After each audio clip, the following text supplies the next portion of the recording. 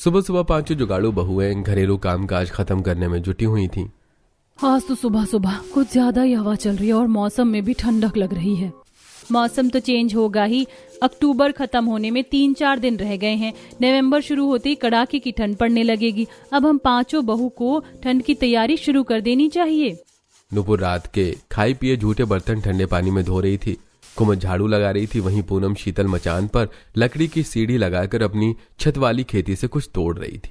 पूनम, शीतल, तुम दोनों इतनी देर से मचान पर क्या कर रही हो? अगर कोई सब्जी फरी है तो तोड़कर नीचे आ जाओ। पता है ना हमारे घर की छत कितनी कच्ची, अगर धंस गई तो ठंड का मौसम खुली छत के नीचे रहना पड़ेगा, क्योंकि हमारे पतियों में से किसी की इतनी आमदनी नहीं है कि तुरंत ठीक करवा देंगे।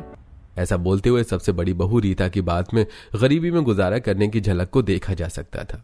जेठानी जी, एक एक सब्जी के पत्ते हटाकर छान मार लिया हमने, लेकिन आज तो पकाने के लिए मचान से एक सब्जी भी नहीं निकली। बगैर सब्जी के कैसे खाना पीना बनेगा? कोई बात नहीं जेठानी जी, एक दिन बनाने के लिए बाहर से सब्जी खरीद कर मंगवा लेंगे, परेशान मत होइए।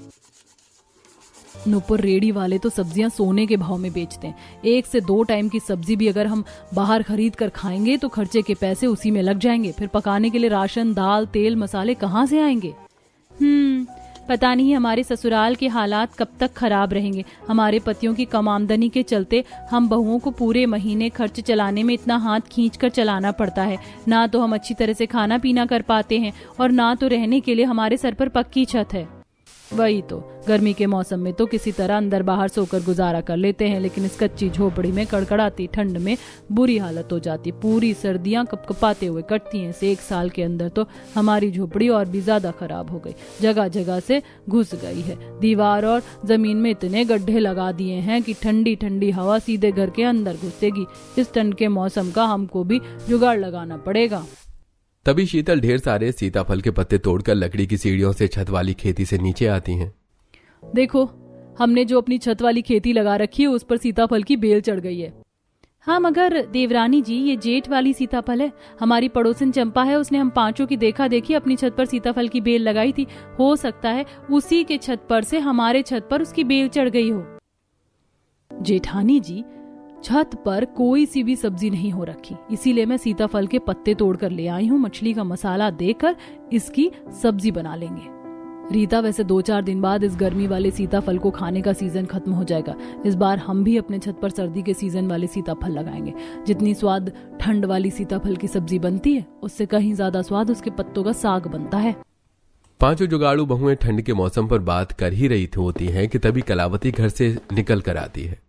अरे बहुओं, तुम पांचों ने अभी तक चूल्हा चौखट लीपा नहीं क्या? चाय रख दो जल्दी से, राकेश संतोष को चक्कर मारने जाना है। वो माँ जी, अभी धूप नहीं हो रखी थी, इसलिए सोचा थोड़ी धूप हो जाएगी तो चौखट चूल्हा लीप पोत दूंगी। बस अभी झटपट से चूल्हा लीप कर चाय बनाती हूँ।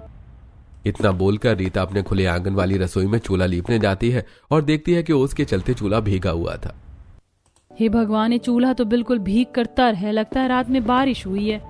बहु, सावन भादो का मौसम थोड़ी लगा है जो बरखा बूंदी होगी। रात में ओस गिरी होगी, ठंड शुरू होने को है। अब चूल्हा ऐसे खुला मत छोड़ना, पन्नी से तोप देना। जी माँ जी, अब से रात में खाना बनाने के बाद चूल्हा ढक देंगे। बाकी चूल्हे की तो तीनों अचकन टूट गई हैं, खाना कैसे बनाऊं? चूल्हे की अचकन ओस से खराब होने के चलते रीता खाना पीना कैसे करेगी ये सोचकर परेशान हो जाती है। तभी कुमुद को जुगाड़ आता है और आंगन में रखे ईंट के ढेर में से 4 ईंट का चूल्हा बना देती है। जेठानी जी, मैंने फिलहाल के लिए ईंट का चूल्हा बना दिया है। आप 5 जोड़कर खाना पीना बना लीजिए। थोड़ी देर में मैं मिट्टी लाकर चूल्हे पर लेप लगा दूंगी तो शाम को खाना पीना इस पर पका लेंगे। क्या बात है कुमुद, तुमने तो अच्छा जुगाड़ लगाया। हम चारों में से तो किसी के दिमाग में ईंट का चूल्हा बनाने का जुगाड़ नहीं आया। जुगाड़ लगाने में तो मेरी पांचों बहू ही एक्सपर्ट हैं। वैसे बहुओं, आज खाना पीना बनाने के बाद सर्दी के बिस्तर बिछौने कपड़े निकाल लेना। रात पतली सी चटाई पर सोकर मेरी कमर में दर्द हो गया बड़ा। कलावती को दर्द से कमर पकड़े देखकर पूनम अपना देसी घरेलू नुस्खा आजमाती है और दर्द का तेल बनाती है। मंजली जेठानी जी, आप इतना सारा कड़वा तेल का क्या करने वाली हैं? नुपुर, तुम जल्दी से लहसुन की कलियां छील कर दो। मैं माँ जी के लिए घरेलू नुस्खे वाला तेल बना रही हूँ। इसे लगाने से माँ जी के कमर का दर्द छूमंतर हो जाएगा। और वैसे भी ठंड के मौसम में तो उन्हें बार बार कमर का दर्द उठता ही रहता है। ऐसे में लहसुन वाला पका तेल दर्द में रामबाण इलाज करता है। फिर तो ये काफी अच्छा जुगाड़ है ठंड में दर्द को दूर भगाने का। कुछ देर में पूनम लहसुन वाला पका तेल तैयार करती है और अपनी सास की मालिश करती है। बहू, तेरे हाथों की मालिश में मेरा कमर दर्द तो छूमंतर हो गया। माँ जी, जेठानी जी की मालिश में जादू तो है ही, लेकिन सबसे लाभकारी उनका बनाया हुआ ये जुगाड़ लहसुन अजवाइन वाला तेल है, जो उन्होंने खास आपके दर्द के लिए बनाया है। माँ जी, इस लहसुन अजवाइन के तेल से पुराना शरीर का दर्द भी खत्म हो जाता है। हमारे गांव में एक चंपा दादी थी, वही घरेलू नुस्खे से ये तेल तैयार करती थी, तो मैं उनसे ही बनाना सीखी थी। तभी तो मैं सोचूं इतनी जल्दी से मेरा दर्द गायब कैसे हो गया। पूनम बहू, अब तो तू मेरे लिए ये लहसुन वाला पक्का तेल बनाकर रख देना, क्योंकि हर साल ठंड के मौसम में मुझको कमर दर्द, जोड़ों का दर्द तो उठता ही रहता है। तो ये तेल की मालिश करवा लूंगी, ऐसे दर्द की दवाई खाने से बच जाऊंगी। जी माँ जी, मैं बना दूंगी। कुछ देर में पांचों मिलजुल कर खाना बनाती हैं। तभी शीतल साग बनाते हुए कहती है, वैसे सीताफल के पत्तों के साग से कितनी अच्छी खुशबू आ रही है। आज खाने में कुछ अलग सा स्वाद है। तुमने बिल्कुल ठीक कहा देवरानी जी। वैसे भी डेली तो हमारे घर में ज्यादातर दाल सब्जी बनती है। वैसे भी ठंड के मौसम में तो सब्जियों से ज्यादा साग खाने में ही स्वाद लगता है। अब की बार हम फसल की कटाई के लिए चलेंगे ना, तो खूब सारा बथुआ और सरसों तोड़ कर ले आएंगे और अच्छे तरीके से साग बनाएंगे। कुछ ही देर में खाना तैयार करके अब उन्होंने सभी को खाना परोसा। ये सीताफल का साग किसने बनाया है? अजी, बनाया तो मैंने ही है संतोष जी। अच्छा नहीं बना क्या? अरे स्वाद बना है, तभी तो पूछा। ऐसा मसाले वाला चटपटा साग सब्जी खाएं तो जमाना ही गुजर गया था। रोजाना पानी वाला दाल चोखा खाकर मन पक गया था। अच्छा, हम काम पर चलते हैं। जैसे पांचों भाई काम पर जाने के लिए तैयार हुए, तभी गोलू संतोष से कहता है, पापा, मेरे स्कूल का स्वेटर और जर्सी कब ला कर दोगे? इस हफ्ते से टीचर ने सभी बच्चों को स्वेटर डालकर आने को कहा है। गोलू बेटा, तुम चिंता मत करो, पापा जल्दी स्वेटर खरीद कर ला देंगे। शीतल, गोलू का घर वाला कोई पुराना स्वेटर पड़ा हो तो निकाल देना। इस महीने काम धंधा बहुत ही मंदा निकला हुआ है, हाथ भी खींचा है। आज 4 दिन के बाद जाकर चक्कर छोड़ने का काम मिला है, वो भी 300 रुपए की दिहाड़ी। अजी, मैं समझ रही हूँ, पर गोलू का तो हमने इसी साल दाखिला करवाया है। घर का स्वेटर पहनकर स्कूल में भेजूंगी तो टीचर उसे कक्षा में बैठने भी नहीं देंगी। बाकी अभी ठंड तो कुछ खास है नहीं, तो आप 2-4 दिन में खरीद दीजिएगा। चलो ठीक है, मैं देखता हूँ। उनके जाने के बाद पांचों जुगाड़ू बहुएं बांस वाली टोकरी उठाती हैं और जंगल जाने की तैयारी करती हैं। घर का बाकी बचा काम हम आने के बाद निपटा लेंगे। पहले जंगल चलकर वहां से गोबर बीन कर ले आते हैं। हमें अभी से ही ठंड भर चूल्हा जलाने के लिए उपले पात कर सुखा कर रखने पड़ेंगे, क्योंकि ठंड में तो धूप भी एकदम हल्की मुरझाई सी निकलती है। उपले सूखने में 4-5 दिन निकल जाते हैं और खरीदने जाओ तो 10 रुपए के 10 ही मिलते हैं, जो कि हमारे परिवार में एक टाइम भी नहीं चल पाता। तुम बिल्कुल सही कह रही हो, हमें ठंड की तैयारी अभी से करनी होगी। तब पांचों कुछ ही देर में जंगल पहुंच जाती हैं, जहां बदलते मौसम की झलक पेड़ों से झरझर कर गिर रहे पत्तों में से झलक रही थी। पूरा का पूरा जंगल सूखे पत्तों से ढका हुआ था। महुआ के पेड़ पर बालियां लगनी शुरू हुई थीं। पेड़ों पर नए नए पत्ते की पंचकियां खिल रही थीं। कोयल की कूक और पपीहे की पीक चढ़ते ठंड के मौसम का पैगाम सुना रही थी। जेठानी जी देखिए, कोयल रानी भी ठंड के मौसम के बारे में हमें खबर दे रही हैं। देवरानी जी, ये तो कोयल रानी का काम है, बदलते मौसम का पैगाम हर तरफ हर किसी को बांटना। चलो अब जल्दी जल्दी से इन सूखे पत्तों को इकट्ठा कर लो। पर जेठानी जी, इन पत्तों का क्या करेंगे? अरे इतने सूखे सूखे करारे पत्ते हैं, इसे झोंक कर खाना बना लेंगे। पता है, इसकी आंच धाए धाए लहकती है और उपले भूसी की तुलना में कम धुआं करती हैं। सच में मंजली जेठानी जी, फिर तो मैं सारे के सारे झड़े पत्ते बटोर लेती हूँ। नूपुर और कुमुद जंगल में गिरे उन सारे के सारे सूखे सूखे पत्तों को बटोर बटोर कर अपनी बांस वाली टोकरी में रखने लगती हैं। तभी कुछ मोतियों जैसे ताजा ताजा दाने वाले महुआ चू कर गिरते हैं, जिसे देखकर पूनम उसकी परख करती है। ये क्या चीज है? देखने में तो कितनी सुंदर दूधिया रंग की है, पर इसकी महक अलग सी है। जेठानी जी देखिए तो जरा, ये क्या चीज है? पूनम जब उसे रीता को दिखाती है तो सालों पुरानी खाई महुआ की रोटी की याद ताजा हो जाती है। महुआ देखकर रीता के चेहरे पर मुस्कुराहट सी भर आई। ये तो महुआ है, पर देवरानी जी इतने घने जंगल में तुम ये महुआ कहाँ से मिल गया? पता है, मेरे मायके में महुआ के काफी सारे पेड़ थे। इनकी तासीर गर्म होती है और ये काफी ताकत की चीज है। हमारे घर में तो ज्यादातर ठंड के मौसम में महुआ की रोटी बनती थी, खाने में काफी स्वाद लगती थी।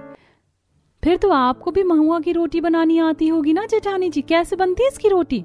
देवरानी जी, महुआ की रोटी बनाना कठिन नहीं है, काफी आसान है। बस इसे पहले धूप में अच्छे से सुखाना पड़ता है, फिर इसको ओखली में अच्छे से कूटना पड़ता है, तब जाकर चक्की में दर कर इसकी रोटी बनती है और खाने में मीठे स्वाद की बनती है, एकदम अमृत जितनी। फिर तो हम इस महुआ को चुनकर अपने साथ घर ले चलते हैं, धूप में सूखने के लिए डाल देंगे और ठंड के मौसम में इस बार हम भी इसकी मीठी रोटी का स्वाद चखेंगे। देखो, वैसे तो काफी सारे महुआ चू रखे हैं, चलो इसे ले लेते हैं। अब रीता पूनम मिलकर जंगल के जमीन पर गिरे उन ताजा ताजा महुआ को चुनने लगती हैं, जो कि जंगल के काफी दूर दूर तक हिस्से में चू चुके हुए थे। वहीं नूपुर और कुमुद सूखे पत्तों को बटोर लेती है और वहीं शीतल गोबर की तलाश में जंगल के घने हिस्से में चली जाती है, जहां गाय बछड़े घास चर रही थी। सुंदर सुंदर सफेद से खरगोश घूम रहे थे। गिलहरियां ऊंचे ऊंचे जंगली फल वाले पेड़ों पर उछल कूद मचा रही थी और उनमें से कुछ फलों को काट काट कर नीचे गिरा रही थी। आज तो बाकी दिन की तुलना में काफी कम गोबर मिला, इसके तो बहुत ही थोड़े उपले बन पाएंगे। लगता है इस बार ठंड आते आते हर साल की तरह उपलों का गाज नहीं लगा पाएंगे। इस साल हमने ठंड की तैयारी करना काफी देर से शुरू की है। शीतल गोबर को उठा उठाकर टोकरी में डालती है, जिसके कुछ ही देर में पांचों जुगाड़ू बहुएं सब जंगल का सफर तय करके घर आती हैं। 3 मिलकर उपले बनाती हैं और बाकी की 2 बहुएं चूल्हे पर लेप लगाती हैं। इस पीली वाली मिट्टी का बना हुआ चूल्हा बहुत ही ठोस और मजबूत बनता है। मेरी दादी माँ हमेशा इसी पीली मिट्टी का चूल्हा डालती थी और वो सालों तक बिना टूटे चल जाता था। किरण की बात सुनकर नुपुर का जुगाड़ू दिमाग चलता है। तुम्हारी बात सुनकर मुझे एक अच्छा जुगाड़ आया है। जब पीली मिट्टी का चूल्हा मजबूत बनता है तो क्यों ना हम नया चूल्हा बना लें, ताकि उसको उठाकर हम घर के अंदर भी रख लेंगे, क्योंकि वो चूल्हा तो हमने जमीन से लगाकर बना रखा है। आगे तो ठंड के मौसम में काफी ज्यादा ठंड है और ओस गिरेगी, जिससे हमारा मिट्टी का चूल्हा बार बार खराब हो जाएगा। इससे अच्छा क्यों ना हम इस पीली मिट्टी से 2 मुंह वाला मजबूत चूल्हा बना लें, ताकि हम खाना पीना अंदर बना सके। ऐसे ठंड में खुली रसोई में खाना नहीं बनाना पड़ेगा। ये तुमने काफी ज्यादा अच्छा जुगाड़ लगाया है। ठंड में घर के अंदर खाना बनाने में 2 फायदे होंगे, हम भी ठंड से बच सकेंगे और हमारी कच्ची झोपड़ी में थोड़ी गर्माहट भी बनी रहेगी। अब दोनों बहुएं आंगन वाले चूल्हे पर मिट्टी लगाना छोड़कर ठंड के मौसम को देखकर 2 मुंह वाला नया मजबूत चूल्हा बनाकर धूप में सूखने के लिए रख देती हैं। शीतल, गोबर में थोड़ा ज्यादा भूसा लगाओ, वरना उपले दीवार पर पाथने में दिक्कत होगी। जेठानी जी, भूसा भी तो इतना महंगा आने लगा है, इसीलिए मैं कम लगा रही हूँ ताकि खत्म ना हो जाए। चिंता मत करो, अभी फसल की कटाई होगी ना, खेत में से फसल का भूसा ले आएंगे, उपले बनाने का जुगाड़ हो जाएगा। पांचों बहुओं ने लगभग ठंड की तैयारी शुरू कर दी थी। अब इसी तरह से थोड़े दिन बीत जाते हैं और अब ठंड बढ़ जाती है। दिन रात ठंडी ठंडी हवा चलने लगती है। और नेहा की बच्ची, सारा का सारा चादर तूने अकेले ओढ़ रखा है, मुझको भी तो ठंड लग रही है। राजू लड़ते हुए चादर अपनी तरफ खींच लेता है, जिस पर अंजू के ऊपर से चादर बिल्कुल हट जाती है। होए राजू, चल मेरा चादर मुझको वापस कर, तू जाकर दूसरा चादर ओढ़। ऐसा बोलते हुए अंजू चादर खींचकर अपनी तरफ दबा लेती है, जिससे राजू बिना चादर के ठंड में कपकपाने लगता है। वहीं कमरे की खिड़की जहां का दरवाजा टूटा पड़ा था, वहां से बर्फ जितनी ठंडी हवा सीधे घर के अंदर घुस रही थी, जिससे सभी की हालत खराब हो रही थी। तभी राकेश थरथराते हुए ओढ़ने के लिए बिस्तर मांगता है। अरे घर में ओढ़ने के लिए बिस्तर नहीं है, ठंड के मारे कुल्फी जम रही है। ऐसे सोकर मेरे तो हाथ पैर बिल्कुल ठंडे पड़े हुए हैं। अरे मैंने तो इन लुगाइयों को कितने दिन पहले का बिस्तर रजाई निकालने को कहा था, लेकिन किसी के कान पर जूं नहीं रेंगा। ठंड का मौसम खत्म हो जाएगा तब जाकर बिस्तर निकलेगा इनका। सभी को बिना बिस्तर रजाई के ठंड में एक पतली सी चटाई पर सोते देखकर कलावती पांचों को भर भर के डांट लगाती है। फिर भी पांचों चुप करके सुन जाती हैं। बस आज के लिए आप सभी गुजारा कर लीजिए, कल हम बिस्तर निकाल देंगे। सारा बिस्तर छज्जे पर बांध कर रखा है। अरे छज्जे पर क्या बिस्तर अचार डालने के लिए रखा गया है? ठंड तो अभी लग रही है। तो सभी को ठंड में कांपते देखकर रीता बिस्तर में उठकर बैठ जाती है। बगैर को छोड़े हुए आज की रात नहीं कटने वाली, क्योंकि ठंड ज्यादा हो रही है। पर जेठानी जी बिस्तर उतारेंगे भी कैसे? छज्जे पर धूल मिट्टी हो रखी है और सब एक लाइन से सो रहे हैं, किसी की आंखों में धूल मिट्टी ना चली जाए। तभी रीता कोने में जूट वाली ढेर सारी बोरी रखी हुई देखती है, जिससे उसके जुगाड़ू दिमाग की बत्ती जलती है। मिल गया जुगाड़, अब बिना बिस्तर निकाले मोटा बिस्तर कर देंगे। अजी आप सब लोग बस कुछ देर के लिए उठ जाइए। सभी बिस्तर से उठकर एक लाइन से खड़े हो जाते हैं। बड़ी बहू ने उन सारी जूट वाली बोरी की एक पर एक जमीन पर बिछाकर गद्देदार बना दिया, ऊपर से चादर डाल दिया। सब एक लाइन में सो गए और बिना चादर ओढ़कर भी सभी के शरीर में गर्माहट सी आ गई। अरे वाह, ये बिस्तर कितना नरम और मुलायम है ना गोलू? हाँ नेहा दीदी, मुझको तो इस बोरी बिस्तर पर सोने में बड़ा मजा आ रहा है। ये चटाई वाले बिस्तर की तरह चुप भी नहीं रही और गर्माहट भी कर रहा है। क्या बात है बड़ी जेठानी जी, आपने तो बिना बिस्तर निकाले ठंड में सोने का अच्छा जुगाड़ लगा लिया। अभी के लिए तो जुगाड़ लगा लिया, लेकिन कल हम याद से सबसे पहले बिस्तर निकाल लेंगे। इसी तरह अगला दिन होता है। कुमुद छज्जे पर रखे सारे बिस्तर की बोरी को उतारती है। तभी छज्जे के ऊपर से कुछ छोटे छोटे चूहे निकलकर भागते हैं, जिसे देखकर कुमुद चौंक गई। हे भगवान, ये छज्जे के ऊपर चूहा कहाँ से चढ़ गया? कहीं कपड़े बिस्तर तो नहीं काट दिया? तभी नुपुर रजाई वाले कट्टे को देखती है, जिसे चूहे ने जगह जगह से कुतर रखा था और उसमें से रुई बाहर निकल रही थी। कुमुद, चूहे ने तो इस रजाई का काम तमाम कर दिया, अब ठंड में क्या ओढ़ेंगे? चूहे के रजाई काट देने पर कलावती पांचों के ऊपर कुरकुराने लगती है। इसीलिए कहती हूँ हर कुछ दिन पर छज्जे के ऊपर क्या रखा है क्या नहीं ये देख लिया करो। पक्का घर तो है नहीं जो चूहा नहीं आएगा, कच्चा मकान है, चूहा तो आएगा ही। किसी तरह इस पतली रजाई में ठंड तो कट रही थी, अब क्या ओढ़ेंगे? तभी गली में रजाई बेचने वाला आता है, जिसके पास महंगी महंगी नरम मुलायम रजाइयां बिक रही थी। कपास की, रुई की रजाई भरवा लो भाई, भरवा लो। ठंड की रजाई भरवा लो जी, नरम मुलायम रजाई भरवा लो। रजाई वाले को आया देखकर चारों बच्चे दरवाजे पर खड़े होकर आंखें जमा जमा कर देखने लगते हैं। अरे वाह, कितनी सुंदर सुंदर कलर की रजाई बिक रही है। चलो हम भी दादी को बोलते हैं न्यू रजाई लेने को। गोलू सीधा कलावती के पास आकर रजाई खरीदने को कहता है। दादी दादी, रजाई बेचने वाले अंकल आए हैं, आप भी रजाई ले लो ना, फिर हम भी रजाई में मस्त होकर सोएंगे। अरे मेरे लाडले, अगर दादी के पास पैसे होते तो कब का रजाई भरवा दिया होता। सारा जीवन तो गरीबी देखते देखते खाते कमाते कट गया। ऐसा कहते हुए कलावती की आंखें भर गईं। वहीं पड़ोसन ने ठंड के मौसम के लिए रजाइयां खरीद रही थी। जिसकी जितनी क्षमता थी सब उसी हिसाब से, कोई 2, कोई 4, कोई दर्जनों रजाई खरीद रहा था। ऐसे ही थोड़ा समय गुजर जाता है। वहीं बेचारी बहू का पूरा परिवार ठंड में कांपते कांपते पतले चादर में सोते हैं। एक सुबह नुपुर झाड़ू लगाते हुए शांति के घर के बाहर कुछ कपड़ों की गठरी रखी देखती है। तभी शांति अंदर से कुछ और पुरानी चादर वगैरह लेकर बाहर आती है। क्या बात है शांति आंटी, लगता है साफ सफाई चल रही है। और ये ठंड का मौसम आ गया ना, इसलिए पिछले साल के कपड़े छांट कर निकालें ताकि नए कपड़े रखने के लिए अलमारी में जगह बन जाए। कुछ पुरानी चादर और कपड़े हैं, दरी वाला आएगा तो ले जाएगा उठा के। चादर तो देखने में एकदम बढ़िया लग रही है। एक हमारे घर के हालात हैं, फटी चादर को भी जगह जगह से सिलकर उसे चलाते हैं और ये लोग नई की नई चादर बदल देते हैं। ऐसा बोलते हुए नुपुर का जुगाड़ू दिमाग चलता है। आंटी जी, अगर ये कपड़े आपके काम के नहीं है तो मुझे दे दीजिए, बदले में जो पैसे बनेंगे आप ले लीजिएगा। अरे अरे कलावती की बहू, तू भी कैसी बातें कर रही है? अगर तेरे इस्तेमाल लायक है तो तू इसे ही ले जा। धन्यवाद आंटी। नुपुर शांति के घर से निकले उन सारे चादर कपड़ों को अपने घर में ले आती है, जिसे देखकर कलावती टोकती है। बहू, एक तो पहले ही हमारा घर सामान से इतना भरा भरा सा है, तू पड़ोसन के घर से निकले कपड़े किस लिए लेकर आई है? माँ जी, मैं इन कपड़ों को कुछ बनाने के लिए मांग कर लाई हूँ, जब बना लूंगी तो दिखाऊंगी। बहू, अगर कपड़े मांग कर लाई है तो कुछ अच्छा ही जुगाड़ लगाएगी। देवरानी जी, तुम इन चादरों से क्या जुगाड़ लगाने वाली हो?